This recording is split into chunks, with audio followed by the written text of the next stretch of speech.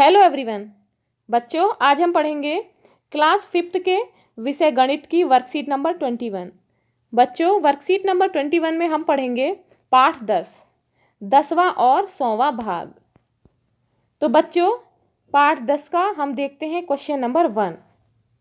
डिब्बों में सही भाग संख्या लिखो।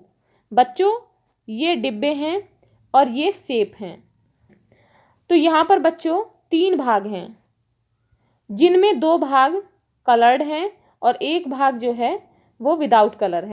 तो बच्चों यहाँ लिखेंगे हम 2/3। 2/3। अब देखते हैं अगला भाग।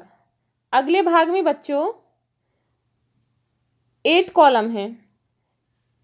इस आकृति के 8 भाग हैं, जिनमें 3 भागों में रंग है। तो हम इसे कैसे लिखेंगे? 3/8।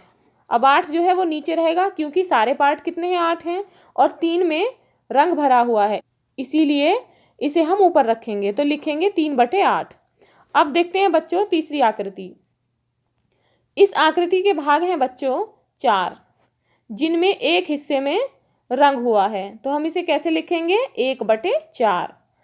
अब देखते हैं बच्चों अगली आकृति।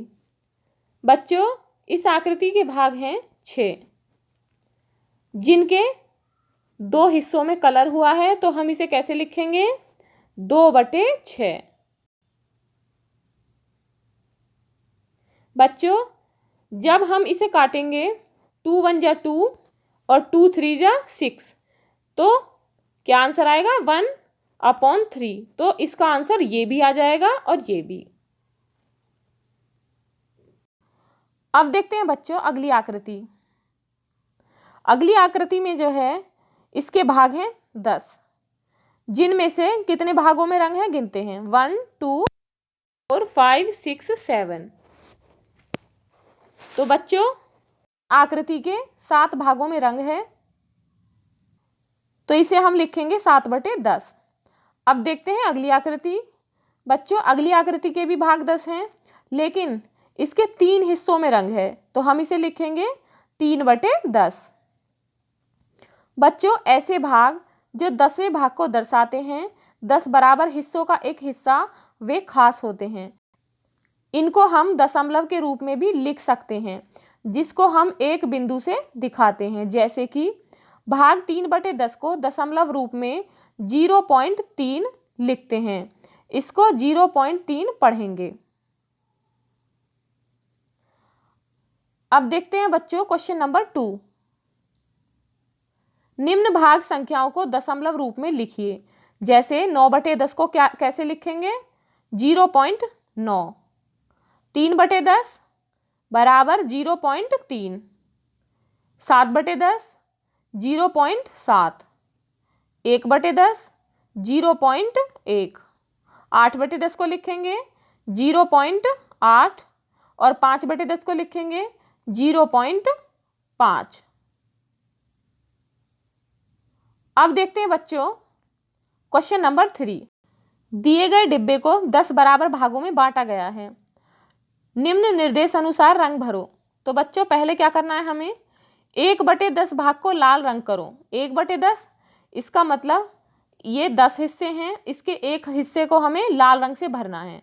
तो इसमें हमने लाल रंग किया, तो इसके बचे 9 हिस्से। अब उनमें से हमें क्या करना है? 0.2 हिस्से को पीला रंग करो। इसका मतलब 2/10 0.2। 2/10 तो हमें 2 हिस्सों में पीला रंग करना है, 10 के 2 हिस्सों में। तो हमने 2 हिस्सों में किया पीला रंग। अब क्या है अगला देखते हैं। 0.5 हिस्सों को हरा रंग करो। अब 5/10 में इसका मतलब क्या है कि 10 में से 5 हिस्सों में हमें हरा रंग करना है। तो हमने किया 1 2 3 4 5, 5 में हरा रंग किया। अब देखते हैं बच्चों इस डिब्बे का कितना भाग बिना रंग रह गया। भाग और दशमलव दोनों में लिखो। तो बच्चों कितने कॉलम रह गए इसके? 2। तो इसे कैसे लिखेंगे हम? तो इसे कैसे लिखेंगे? 2/10 और 0.2। अब देखते हैं बच्चों क्वेश्चन नंबर 4। ऊपर दिए गए डिब्बे की सभी पट्टियों को फिर से 10 भागों में बांटा गया है। देखिए और उत्तर दीजिए। तो बच्चों इसे 10 भागों में ही बांटा गया है। पहला प्रश्न देखते हैं, बड़े डिब्बे को कितने छोटे भागों में बांटा गया है। तो बड़े डिब्बे इसके 10 थे, तो इसके छोटे क्या हुआ कि इसके छोटे डिब्बे भी 10 कर दिए। तो जब हम 10 की 10 में मल्टीप्लाई करेंगे तो कितना होगा 100। तो इसके छोटे डिब्बे कितने हो गए टोटल 100।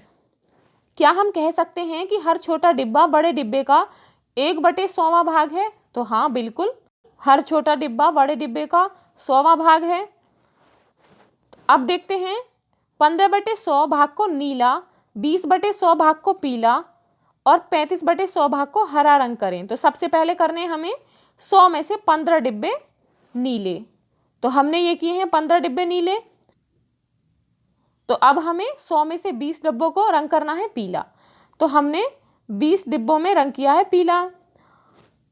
अब बाकी जितने भी डिब्बे हैं उनमें से हमें 35 डिब्बों में हरा रंग करना है। तो हमने 35 डिब्बों में हरा रंग किया है, 30 यहाँ है और 5 यहाँ, 35। कितना भाग इस डिब्बे का बिना रंगे रह गया है लिखिए। तो अब ये कलर हम इसे छोड़ देते हैं। तो कितने बचे? इसमें बचते हैं बच्चों 30 डब्बे। तो 30/100 या 0.30। अब बच्चों अगला प्रश्न आता है, 0.27 भाग को संतरी रंग कीजिए, इसको भाग में लिखिए। तो अब हमारे पास ये 30 डब्बे बचे थे, इनमें से 27 डब्बों में हमें संतरी रंग करना है। तो हमने इसमें 27 डब्बों में संतरी रंग किया। तो हमारे बचे 3 डब्बे खाली। तो हमें इसे भाग में लिख, तो बच्चों भाग में कैसे लिखेंगे? 27/100। तो बच्चों आपको समझ में आ गया होगा। अब देखते हैं चीजें जिन्हें 100 भागों में बांटा जाता है, उन्हें भी दशमलव रूप में लिखा जा सकता है। इन उदाहरणों से समझिए। तो देखिए बच्चों, जैसे 34/100 0.34, 20/100 को लिखेंगे 0.20 और 5/100 को लिखेंगे 0.05।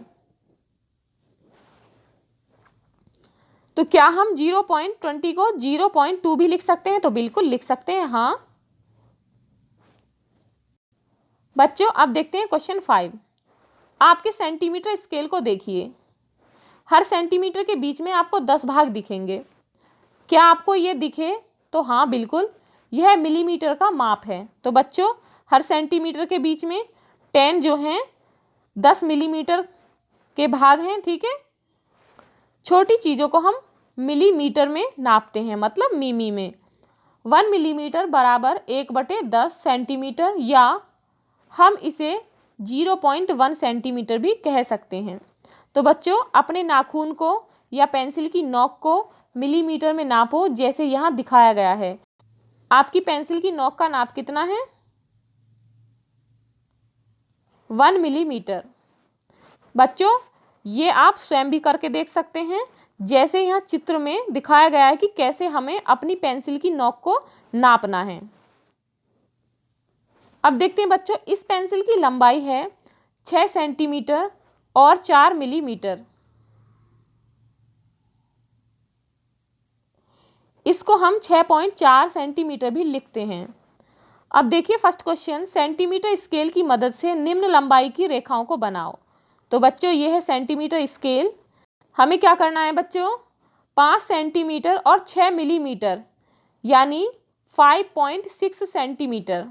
तो बच्चों आप 0 से इसे नापना शुरू करेंगे, ठीक है। सबसे पहले सेंटीमीटर नापेंगे। तो कितने सेंटीमीटर की ज़रूरत है हमें? 5 सेंटीमीटर। तो हमने 5 तक नाप लिया। अब हमें मिलीमीटर चाहिए, ठीक है। तो इसके लिए 10 बिंदु दिए होते हैं, ये होते हैं हमारे मिलीमीटर। तो 5 तक ये बिंदु आता है और इससे 1 आगे तक हमने नापकर यहाँ रेखा खींच दी। तो ये कितनी लंबाई हुई इसकी? 5 सेंटीमीटर 6 मिलीमीटर। तो इसका मतलब हुआ 5.6 सेंटीमीटर। अब देखते हैं बच्चों अगला क्वेश्चन, 7 सेंटीमीटर और 5 मिलीमीटर या 7.5 सेंटीमीटर। हमें इसे नापकर स्केल पर निशान लगाना है।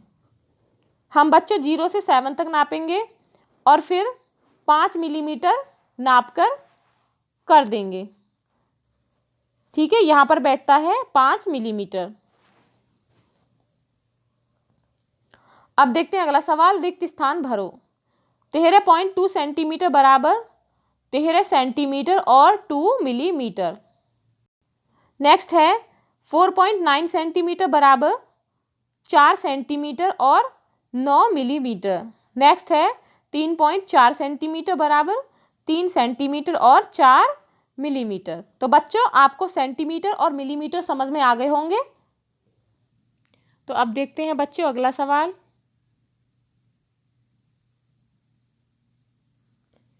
इसी तरह 1 रुपये में 100 पैसे होते हैं और 10 पैसे 1 रुपये का 100वां भाग है।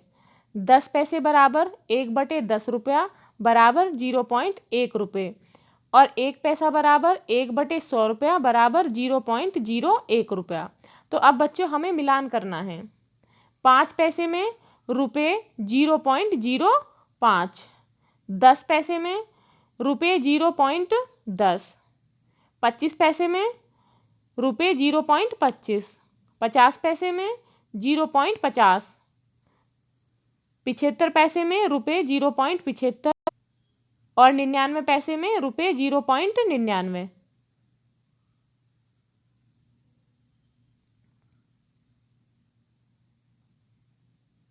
बच्चों आपको ये वीडियो अच्छी लगी हो तो प्लीज़ लाइक शेयर करना ना भूलें और यदि आप इस चैनल पर नए हैं तो प्लीज़ चैनल को सब्सक्राइब करें। Thank you.